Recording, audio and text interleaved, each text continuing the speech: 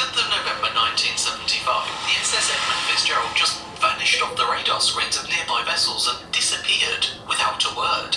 Despite being one of the biggest ships on the Great Lakes, she managed to stay hidden for the better part of a week. Although she was later found, even today, we still don't know what really happened to her. Launched in 1958, the SS Edmund Fitzgerald was a 26,000 deadweight ton Great Laker at 728 feet or 222 metres in length. She was the first Seaway Max vessel ever constructed, making her the longest ship on the Great Lakes at the time of her launch. Seaway Max vessels are designed to be as big as possible while still capable of fitting through the canal locks on the St. Lawrence Seaway, giving them the potential of reaching the Atlantic Ocean. It's appealing from a commercial perspective, but it does give the ships a bit of an odd look, making them much thinner than their ocean-going counterparts. Edmund Fitzgerald, for example, had a beam of 75 feet, making her almost 10 times as long as she was wide. For the first 17 years of her life, she carried tassanite pellets, which is a form of iron ore, from Superior, Wisconsin to ironworks in places like Detroit and Toledo. Her usual route would take her across Lake Superior, through the Soo Locks and down towards Lake Huron, Lake St. Clair and into Lake Erie for the final discharge. Over those years, she undertook approximately 748 round trips covering over 1 million miles. On November the 9th, 1975, she completed loading her cargo of around 26,500 tons of tassanite ore pellets in Superior. As an ore, tassanite is quite a dense cargo, meaning that to make it float you need to displace substantially more volume than the ore takes up. This means that although she was fully loaded, inside Edmund Fitzgerald's holds there was still plenty of empty space. Anyway, she departed Superior at 14:15 en route to Zug Island near Detroit, Michigan. A couple of hours later, she joined another vessel, the Arthur M. Anderson, which was destined for Gary, Indiana.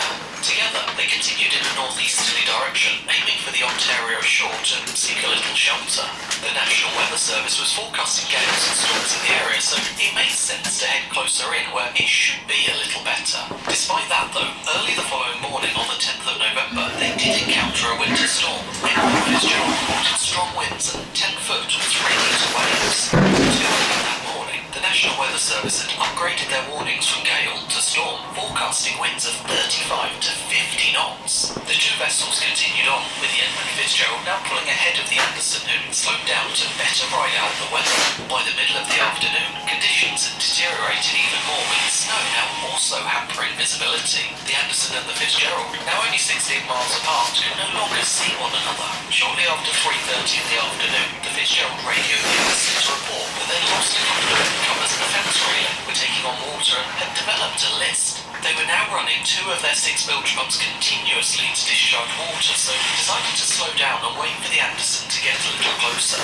Around that time, the US Coast Guard radioed all shipping in the area to inform them that the Soo Locks were closed due to the weather, and they advised seeking a safe anchorage. Fortunately for our 2 vessels, Whitefish Bay, in the southeastern corner of the lake, looked like a good spot. Before we get there though, let me just take a moment to mention this video's sponsor, Manscaped, the global leader for men's grooming and hygiene products. Over the holidays, they sent me their Performance Package 4.0, which includes the Lawnmower 4.0 trimmer, the Weed Whacker ear and nose hair trimmer, Crop Preserver ball deodorant, Crop Reviver toner, performance boxer briefs, and a travel bag to keep it all together. Now, when my kit arrived, my family thought it was hilarious, as I'm usually quite rustic. Not out of choice, I may add, but simply because I haven't found any gear that I could really get on with. It meant that I was really quite excited to get a new kit of precision-engineered tools. Just look at the thought that's gone into them. The Lawnmower has a smart cordless charging system with little LED lights on the front to show how much charge is left, and even a clever travel lock so that it doesn't start up in your bag when you go away. As for the Weed Whacker, well, I just had to get stuck in and see what their proprietary skin-safe technology was all about. In my case, it lived up to its claims of reducing nicks, snags and tugs in those delicate nose holes. Although they sent me the kit for free as part of this sponsorship, I'm so glad they did, because it's earned itself a permanent spot on my bathroom shelf. If you'd like to get your hands on the set, Manscaped are currently offering 20% off plus free international shipping plus 2 free gifts. If you use the promo code NAV at manscaped.com. Anyway, back to the Edmund Fitzgerald, where they were doing okay until shortly after 1610, when their radars packed up. They asked the Anderson to help keep an eye out and assist their navigation using their radar instead. For a time, this worked, with the Anderson directing the Fitzgerald towards the relative safety of Whitefish Bay. By late in the afternoon, other ships and monitoring stations had logged sustained winds of over 50 knots, and the Arthur M. Anderson had logged them as high as 58 knots, with 35-foot or 11-metre rogue waves. Around 7:10 in the evening, the Anderson radioed to check in on the Edmund Fitzgerald to see how they're getting on. The reply came, "We're holding our own." Those were the last words ever received from the Edmund Fitzgerald. Around 10 minutes later, even the radar return was gone. The author at Anderson reported the Edmund Fitzgerald was sick, but a combination of the weather, lack of vessels, and a lack of urgency meant that the start of the search was delayed. Overnight, though, numerous surface vessels and aircraft joined, but they only recovered debris. None of the crew were found. A couple of days later, on the 14th of November, the US Navy, Lockheed B-3 Orion, and anti-submarine aircraft detected a couple of magnetic anomalies at a depth of 530 feet, 160 meters. Side-scan sonar was quickly deployed, which revealed two large objects lying close together on the lake bed. It wasn't until May of the following year that the Navy managed to get a submersible down to the wreck and confirm it as the SS Edmund Fitzgerald. To this day, though, the exact cause of the sinking remains unknown, but there are a number of theories. The first is that Edmund Fitzgerald suffered some sort of damage to the upper parts of her hull by some external floating object like a log. It's believed that this could have caused the loss of the fence railing and could have caused the vent covers to come free. This would have led to the ingress of water into the ballast tanks, which would lead to the list that they developed. The second theory is that Edmund Fitzgerald at some point accidentally ran aground and weakened her hull. It's argued that the reported loss of a railing could have been caused by the ship touching the bottom in the midship section and hogging. The tension along the deck would have caused the railing to break free, and the damage sustained by the hull would have been enough to cause her to break up in the heavy weather. The postulation is that the vessel became disoriented at some point due to the weather and accidentally touched a shoal near Caribou Island. However, dive surveys on the shoal show no sign of a recent contact. The third hypothesis is that Edmund Fitzgerald suffered some sort of structural failure at the surface due to modifications to her winter load line. Effectively, she was able to load to a deeper draft than she had originally been designed for. That original design was already highly constrained by the fact that she needed to be a Seaway Max vessel, so it's not like there was lots of residual strength left for increasing that winter load line. This means that when she met heavy weather, the bending and flexing of the hull was just too much, so she broke apart. The next hypothesis is that Edmund Fitzgerald foundered because her hatches were not secured properly. The idea has come about because surveys of the wreck show that some of the hatch clamps are undamaged and in the open position. Without properly secured hatch clamps, water would progressively get into the massive cargo holds and fill all that empty space that was needed to keep the dense ore cargo afloat. Over time, she would sink lower and lower until eventually she would slip beneath the waves. This hypothesis is disputed by surveys which show that the hatch covers have clearly buckled due to external forces, making progressive flooding due to unsecured hatch clamps less likely. Another hypothesis is that the wind and seas were simply too much for the Edmund Fitzgerald. On the night she went down, the wind and consequently the waves were from a northwesterly direction. This gave them a long fetch, increasing their height. As Edmund Fitzgerald was heading in a southeasterly direction, the waves would have been coming from right astern of her, potentially leading to very heavy rolling. It could be that on one of those rolls, she just went over too far and never came back up. Leading on from that, we then have the Three Sisters hypothesis. It's reported that a group of 3 rogue waves were in the vicinity of Edmund Fitzgerald at the time that she went down. As each wave struck, it's thought that there was not enough time for the previous wave to have drained from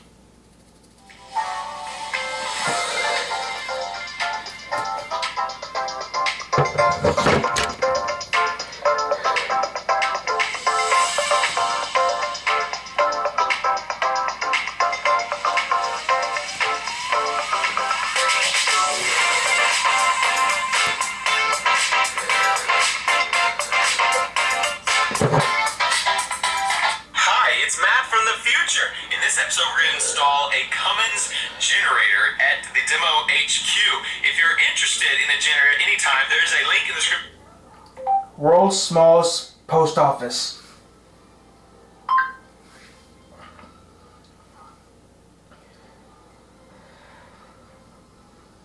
World's smallest post office. My name is Shannon Mitchell. I work at the smallest post office in the United States in Ochopee, Florida. I have been here for 12 years. Why is it so small? It was a larger building at one time, but it had burned down in a fire in 1953. This was the old pipe shed that was out in the field. Ochapi means farmlands, and it used to be farming. And so the mail must go on, so they brought the shed up there. And Sidney Brown was the postmaster at the time. He made boxes, and it's just been working ever since. What's it like working here?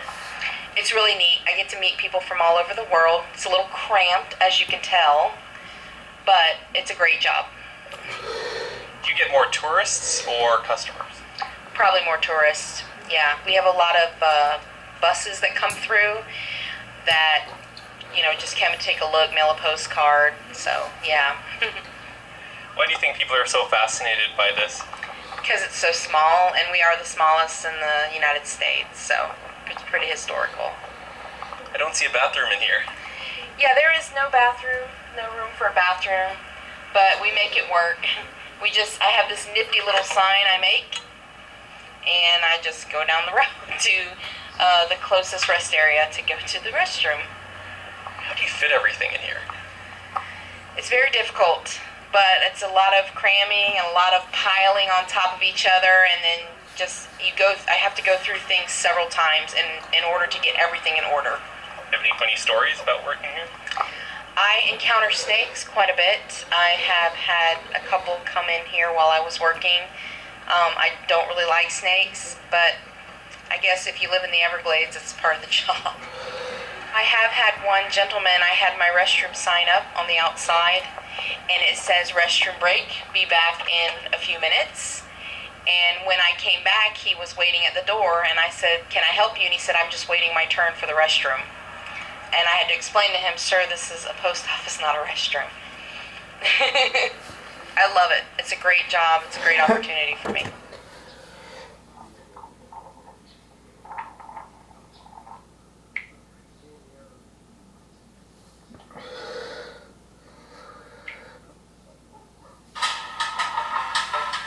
Mom, can I take a shit now in your face? So.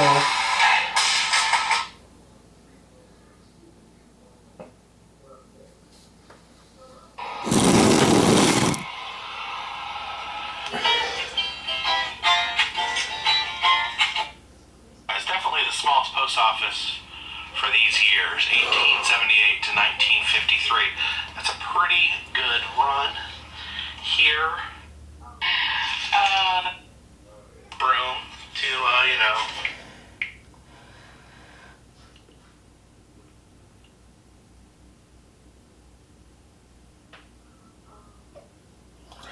What did you layer?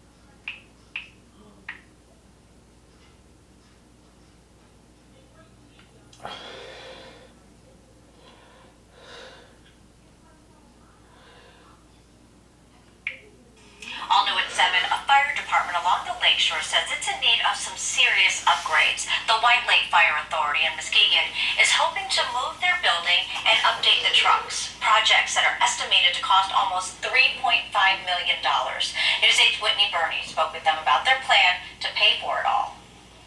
This is where the White Lake Fire Authority is proposing that new building. This is just off of Cogswell and Whitehall Avenue. They say their current building is too small, too old, and it's affecting the amount of time it takes them to get to emergencies. The year was 1954. White Lake Fire Authority was brand new and the crew ready to serve. Today, not much has changed. Now here we are this many years later, and it no longer is big enough to house all of the apparatus it needs to. In fact, so small, some fire engines have to be stored in the elements. In the 65 years, the department had one renovation to add a small office space for the chief. Not much room for the other 19 firefighters on staff, or anything else for that matter. We have one bathroom, one stall bathroom, This is actually, there's a filing cabinet in here. That is a medical rack. Captain Pete McCarthy says a few of the trucks are outdated too. This is one of the trucks that we would replace. This truck is 29 years old. It's the reason the fire authority is now asking for a millage rate increase of 1.65 mils over the next 5 years. The money generated will cover 2 new trucks and a $2.7 million fire station that's more centrally located here in the industrial park. The current building is... And Domino's, we're tipping you $3 for being a carry-out hero to use on next week's online carry-out order. We fixed a technical glitch. Here's Liz Bryant now with a story of the Turleton firefighters. A miscommunication about communication leaves this faded red fire department empty and the roster posted in its window outdated. Across the street at Turleton Grocery, owner John Herron watches in dismay. Most people don't have a clue. The ones that quit do not have a clue. John led Turleton's volunteer fire department 13 years as chief. He now sits on the board of directors. John says last night firefighters brought a list of demands to the board meeting. They want radios and a repeater, but it wasn't on the agenda, so the board couldn't vote. I deal with kids all the time, and I don't see this as much of a difference. People need to grow up. They can spawn babies, but that don't mean they're adults. Firefighters posted on the department's Facebook page tonight. 14 of Turleton's 16 firefighters quit. We quit for our own reasons. There was a call for help, a large building on fire, a number of volunteer fire companies on the way, but one of the closest fire departments refuses to go.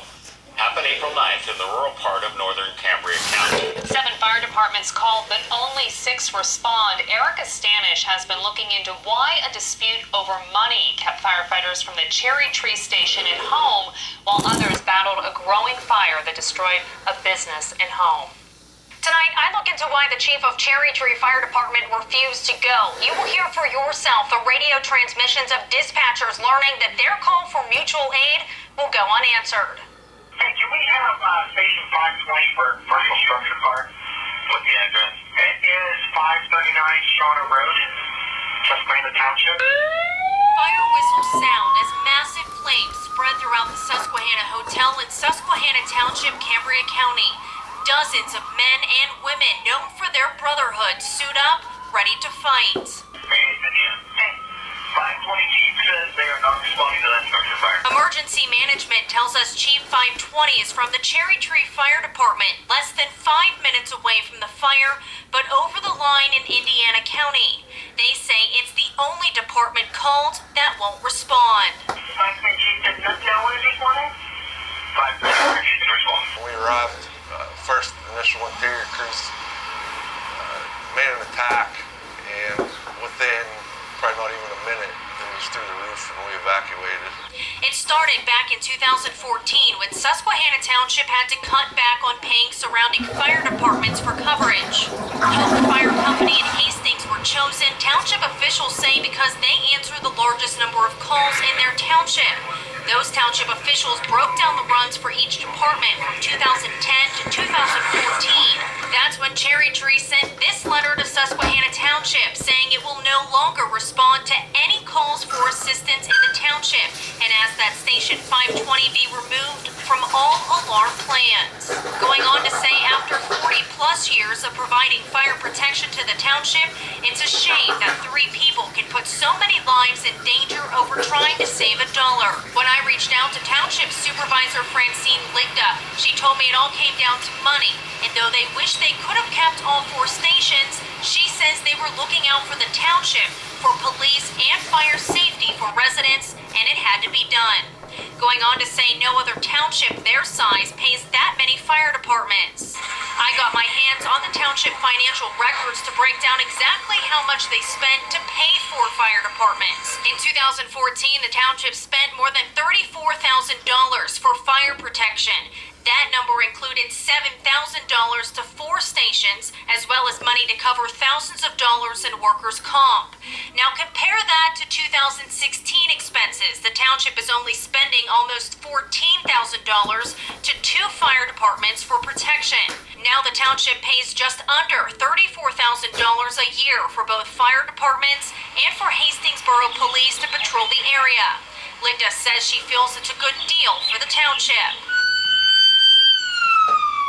I tried to talk to the Cherry Tree Fire Chief. The response, a call from their former chief, Ben Wilshire Sr., who says their attorney advised him not to comment on the situation.